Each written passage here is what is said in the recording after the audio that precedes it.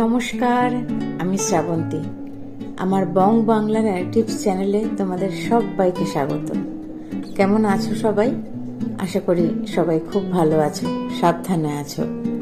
সাবধানে তো আমাদের সবাইকে থাকতেই হবে। চারিদিকে যা সব চলছে, যা অবস্থা, তাতে আমাদের সবাইকে সচেতন থাকতে হবে, সাবধানে থাকতে হবে, প্রতিবাদী হতে হবে। তো আজকে আমি তোমাদের জন্য যে ঘটনাটি নিয়ে এসেছি, সেই ঘটনাটি আমি নিজে সংগ্রহ করেছি। তো যার থেকে সংগ্রহ করেছি সেই মেয়েটি নিরপরাধ, মিষ্টি একটি মেয়ে, নাম প্রিয়াঙ্কা। রাজচন্দ্রপুরের খুব কাছে একটি জায়গায় তার বিয়ে হয়। বাড়ির লোকজন সব দেখে শুনেই মহা ধুমধাম করে মেয়েটির বিয়ে দেয়, যেরকম আর বাদ বাকি ফ্যামিলিতে যা হয়। কিন্তু বিয়ের পর মেয়েটির জীবনে নেমে আসে মহাকালের করাল ছায়া। কি হয়েছিল মেয়েটির সাথে, সেটি আমি তোমাদের আজকে শোনাবো। হয়তো ঘটনাটি ভৌতিক নয়, কিন্তু সব সময় ভয় মানে যে ভৌতিকই হতে হবে এমন তো না। ভয় তো অনেক রকম ভাবেই পাওয়া যায়, অনেক রকম ভাবেই আমাদের পেতে হয়। যেমন বর্তমান পরিস্থিতি যেভাবে চলছে, সেটাতেও তো আমরা সবাই ভয়েই আছি, ভয়ই তো পাচ্ছি, তাই না? তো মেয়েটির সাথেও অদ্ভুত এক ভয়ের ব্যাপার ঘটে। তো কি হয়েছিল মেয়েটির সাথে সেটি তোমাদেরকে আজকে বলবো। তাই চলো দেরি না করে ঘুরে আসি ভয়ের দুনিয়ায়। আমি মেয়েটির কাছ থেকে যেভাবে শুনেছি সেভাবেই তোমাদেরকে ঘটনাটি বলছি। মেয়েটির বয়ানেই। বিয়ের পরদিন আমি যখন প্রথম শ্বশুরবাড়িতে পা রাখি, পা রাখতেই অত ভিড়ের মাঝেও আমার কেমন গা ছমছম করে উঠল। কিন্তু ব্যাপারটাকে একদমই আমল দিলাম না। ভাবলাম অজানা অচেনা জায়গায় এসেছি বলেই এরকম অনুভূতি হচ্ছে। তারপর যদিও আর কোনো কিছু বুঝিও নি। বাড়ি ভর্তি লোকজন, সবাই হাসাহাসি গল্প গুজব করছে, আমিও তাতে সামিল হলাম। বেশ কাটলো দিনটি। পরদিন বৌভাতের অনুষ্ঠানও বেশ নির্বিঘ্নে আনন্দের সাথেই কাটলো। সমস্যা শুরু হলো যেদিন আমাদের দিরাগমনে বাপের বাড়িতে আসার কথা, সেদিন থেকে। সকালবেলা ঘুম থেকে ওঠার পরেই আমার শাশুড়ি আমাদেরকে, মানে আমার স্বামী আর আমাকে এসে বলল যে, শোনো বাছা, আজ আর তোমাদের দিরাগমনে যাওয়ার প্রয়োজন নেই, বাড়িতে পুজোর ব্যবস্থা করেছি, বুঝেছো? তার মুখে একথা শুনে আমার প্রচন্ড মন খারাপ হয়ে গেল। অদ্ভুতভাবে আমার স্বামীও এর কোনো প্রতিবাদ করলো না, উল্টে তার মায়ের সাথেই সাথ মেলালো। একটা দলা পাকানো কান্না আমার গলা থেকে বেরিয়ে আসতে চাইছিল, কিন্তু পারছিলাম না। এইভাবেই এক অদ্ভুত কায়দায় আমার আর কোনোদিনই বাপের বাড়ি আসা হতো না। কোনো না কোনো বাহানায় আমাকে আটকে দিত। ফোনে মার কাছে কান্নাকাটি করলে মাও দক্ষী মনে আমাকে সান্ত্বনা দিত, সব মানিয়ে নেওয়ার জন্য বলতো। এভাবেই দেখতে দেখতে 1 মাস পার হয়ে গেল। একদিন রাতে ঘুমিয়ে পড়ার পর হঠাৎ মাঝরাতে আমার ঘুমটা ভেঙে যায়। চোখ খুলে দেখি আমার স্বামী বিছানায় নেই। প্রথমে ভাবলাম হয়তো বাথরুমে গেছে, কিন্তু বেশ অনেকক্ষণ পার হয়ে যাবার পরও ফিরছে না দেখে আমি কৌতূহলী হয়ে খাট থেকে নামলাম। আমি আগে একটু বাড়িটার বর্ণনা দিয়ে নি। এখানে মেন ডোর থেকে এন্ট্রি নেওয়ার পরই অনেকটা বড় লিভিং রুম। ডান দিকে পাশাপাশি 2টি রুম, একটিতে শ্বশুর শাশুড়ি থাকে, আর একটিতে আমরা থাকি। বাঁদিকে ঠাকুর ঘর, রান্নাঘর, বাথরুম। আর লিভিং রুমের শেষ প্রান্তে ছাদে উঠে যাওয়ার সিঁড়ি। আর সিঁড়ির নিচে একটা ছোট্ট কুঠুরি মতো ঘর ছিল, যা আমি সবসময় তালাবন্ধ অবস্থাতেই দেখেছি। এই হচ্ছে মোটামুটি আমার শ্বশুর বাড়ির বর্ণনা। তো যাই হোক, সেদিন রাত্রে ঘর থেকে বেরিয়ে দেখি কেউ কোথাও নেই। একটা হালকা নীল বাতি লিভিং রুমে জ্বালানো রয়েছে, বাথরুমের দরজাও খোলা এবং খুব স্বাভাবিকভাবেই সেখানে কেউ নেই। একটু আশ্চর্য হয়ে এদিক ওদিক তাকাতেই সিঁড়ির দিকে আমার চোখ পড়ল। সিঁড়ির নিচে যে কুটুরি ঘরটা রয়েছে, দেখলাম সেখান থেকে তেরচা আলো দরজার ফাঁক দিয়ে বাইরে বেরিয়ে আসছে। যে দরজা সবসময় তালা বন্ধ থাকে এবং কেন বন্ধ থাকে জিজ্ঞাসা করলে সবাই সবসময় এড়িয়ে যেত, সেই দরজা এত রাতে খোলা কেন? কেউ কি ভেতরে আছে? কে আছে? মনের ভেতর এসব অদ্ভুত অদ্ভুত সব চিন্তা ভাবনা আসতে লাগলো। আমি আস্তে আস্তে সেই দিকে এগিয়ে গেলাম।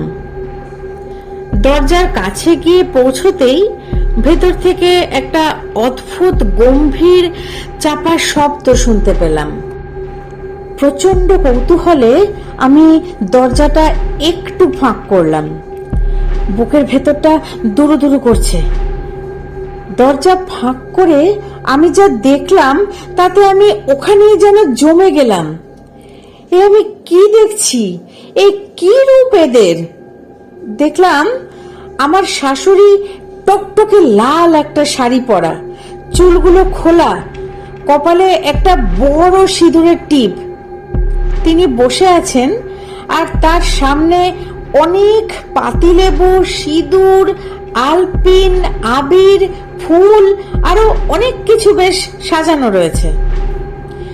আর তার পাশে আমার স্বামী কেমন বোকা বোকা মুখ করে হাত জোড় করে বসে আছে। এসব কি করছে এরা? আমার শ্বশুর বাড়ির লোকেরা কি তাহলে তন্ত্রমন্ত্র করে? ভয়ে সারা শরীর কাঁপতে লাগলো। কিন্তু আমি যে ব্যাপারটা জেনে গেছি সেটা এদের জানতে দেওয়া যাবে না, তাহলে অনেক বড় বিপদে পড়তে হবে আমাকে। তাই আস্তে আস্তে ওখান থেকে সরে এসে বিছানায় শুয়ে পড়লাম।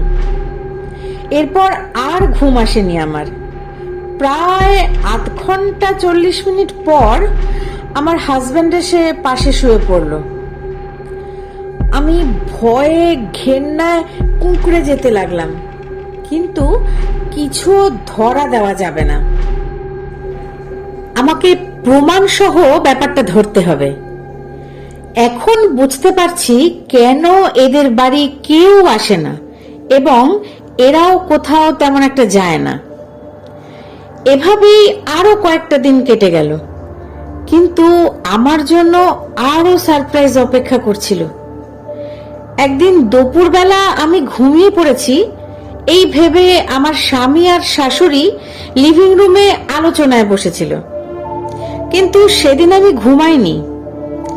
আমি শুনতে পেলাম আমার শাশুড়ি হাজবেন্ডকে যে কথাগুলো বলছিল তা খানিকটা এই রকম, যে আজ রাতে খাবারের সাথে আমাকে কিছু একটা মিশিয়ে খাওয়ানো হবে।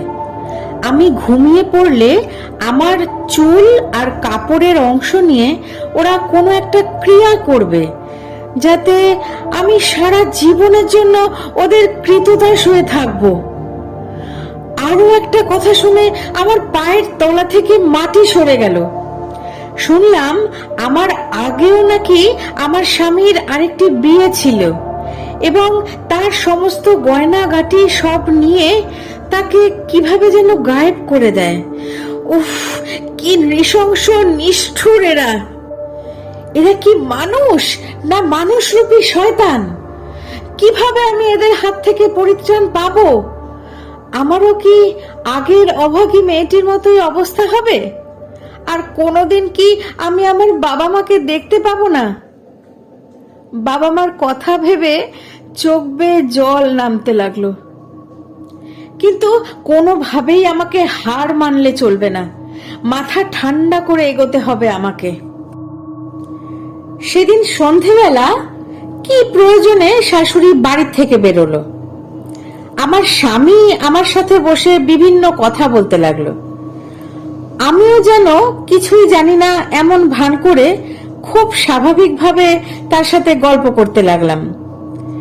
বেশ কিছুক্ষণ গল্প করার পর আমার স্বামী স্নান করবার জন্য বাথরুমে গেল। এই অসাধারণ এক সুযোগ, এমন সুযোগ হয়তো আমি আমার জীবনে আর কখনোই পাবো না। কোনো দিক না তাকিয়ে, কোনো কিছু না নিয়েই পা টিপে টিপে বাড়ির থেকে বেরিয়ে পড়লাম আমি। হাতে শুধু মোবাইলটা রয়েছে। সোজা দৌড় লাগালাম। পথে যদি শাশুড়ির সাথে দেখা হয়ে যায় তাহলে তো আজই আমার জীবনের শেষ দিন। দৌড়ে মেন রাস্তায় উঠে একটা ট্যাক্সি ধরে রওনা দিলাম সোজা আমার বাড়ির উদ্দেশ্যে। সেদিন ভাগ্য আমার সাথ দিয়েছিল, তাই বাড়ি থেকেও বেরোতে পেরেছিলাম, আর পথেও কোনো সমস্যা হয়নি। বাবা মার কাছে এসে কান্নায় ভেঙে পড়ে সব কথা তাদেরকে বললাম। শুনে ওদেরও মাথায় আকাশ ভেঙে পড়ার জোগাড়। মা বারবার ঠাকুরের কাছে মাথা ঠুকলো আমি প্রাণ হাতে বেরিয়ে আসতে পেরেছি বলে। সেই থেকে আমি বাপের বাড়িতেই আছি। এরপর আমার স্বামী আমাকে বহুবার ফোন করে, বহু অনুনয় বিনয় করে, আমাকে ফিরে যাওয়ার জন্য অনুরোধ করে, কিন্তু আমি আর ওই নরককুণ্ডে ফিরে যেতে চাই না। ডিভোর্সের মামলা চলছে, এখনো হয়নি, আর পুলিশের কাছেও যেতে পারিনি। তার কারণ আমার কাছে তো কোনো প্রমাণ নেই। তবু ভগবানের উপর আমার অনেক ভরসা, ভগবানের আমার উপর অনেক করুণা যে কোনো জিনিসপত্র না নিয়ে আসতে পারলেও আমি আমার নিজের প্রাণটা নিয়ে অক্ষত অবস্থায় বেরিয়ে আসতে পেরেছি। আগের অসহায় মেয়েটির মতো অকালে প্রাণ হারাতে হয়নি আমাকে। তো এই ছিল প্রিয়াঙ্কার কাছ থেকে শোনা একটি অদ্ভুত ভয়ঙ্কর ঘটনা। শুরুতেই বললাম না, ভয় মানেই যে সবসময় ভৌতিক ঘটনা হতে হবে এমনটা নয়। তোমরা তো শুনলে পুরো ব্যাপারটা। কি মনে হয় কোনো অংশেও কি একটুও ভয়ের ব্যাপার এখানে কম কিছু আছে? কি অবস্থার মধ্য দিয়ে মেয়েটি ওখানে দিন কাটিয়েছিল বলতো? এক একটা দিন যেন মেয়েটির কাছে এক একটা নরককুণ্ডে আরো মিশে যাওয়ার মতো দিন। তবুও সত্যি সত্যি মেয়েটির মতো আমিও ভগবানের কাছে ধন্যবাদ জানাই যে সত্যি মেয়েটি প্রাণ হাতে করে অক্ষত অবস্থায় ওখান থেকে বেরিয়ে আসতে পেরেছিল। জিনিসপত্র, গয়নাগাটি এগুলো তো সাময়িক, অক্ষত অবস্থায় প্রাণ হাতে বেরিয়ে আসতে পেরেছিল, এটাই তো অনেক না? আগে যে মেয়েটির সাথে প্রিয়াঙ্কার স্বামীর বিয়ে হয়েছিল, জানি না তাকে গায়েব করে দিয়েছে বলতে কি বলতে চাইলো প্রিয়াঙ্কা, মানে তাকে কি মেরে দিয়েছিল নাকি তাকেও কৃতদাসের মতোই করে রেখেছিল? আসলে এতটা ডিটেলস তো প্রিয়াঙ্কা নিজেও জেনে উঠতে পারেনি না। ও যতটা জেনেছিল ওইখানে থাকাকালীন, তারপরে তো ও আর কোনো রিস্ক না নিয়েই যেদিন সুযোগ পেয়েছে সেদিনই বেরিয়ে এসেছে।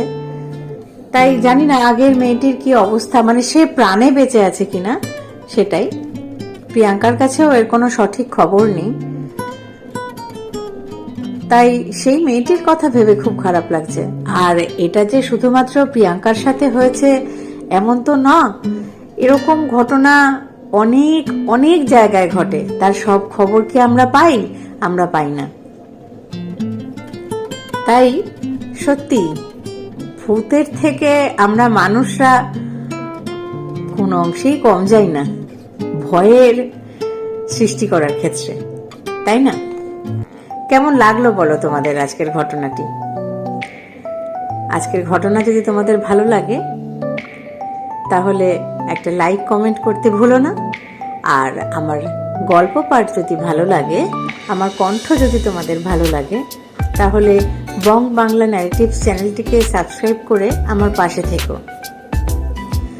আর এরকম ঘটনা ভৌতিক ঘটনা, অলৌকিক ঘটনা, দৈবিক ঘটনা, বা আজকে যেরকম একটা সম্পূর্ণ অন্যরকম একটি ঘটনা তোমাদেরকে বললাম, এরকম কোনো কিছু যদি তোমাদের বা তোমার আত্মীয় স্বজন বন্ধু বান্ধবদের কাছ থেকে তোমরা সংগ্রহ করতে পারো, আমাকে পাঠিয়ে দিও তোমরা। ডেসক্রিপশন বক্সে আমার ইমেল আইডি দেওয়া আছে। সেই সব ঘটনা তাহলে আমি এবং আমাদের আর বাদবাকি সব বন্ধুরা সবাই একসাথে জানতে পারবো, শুনতে পারবো। আমি সবার সাথে সেই ঘটনাগুলো শেয়ার করে নিতে পারবো।